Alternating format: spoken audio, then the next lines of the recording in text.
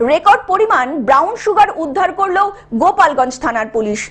পুজোর মুখেই বড় সাফল্য মালদা জেলার কালিয়াচক গোপালগঞ্জ থানার পুলিশের। গোপন সূত্রে খবর পেয়ে কালিয়াচক থানার গোপালগঞ্জ ফাঁড়ির পুলিশ বোলাইচক পাকা কোক এলাকা থেকে আমবাগানে অভিযান চালায়। সেখান থেকেই 10 থেকে 15 জন মিলে তৈরি করছিল ব্রাউন সুগার। পুলিশ অভিযান চালাতেই বাকিরা পালিয়ে গেল। 3 জনকে ইতিমধ্যেই গ্রেপ্তার করা হয়েছে এবং সেখান থেকেই উদ্ধার হয়েছে 39 কেজি ব্রাউন সুগার। এটা আবার ব্রাউন সুগারের আনুমানিক মূল্য 40 কোটি টাকা। এখনো পর্যন্ত জেলার সর্বাধিক পরিমাণ ব্রাউন সুগার উদ্ধার করা হয়েছে। ঘটনার তদন্ত ইতিমধ্যে শুরু করে দিয়েছে পুলিশ।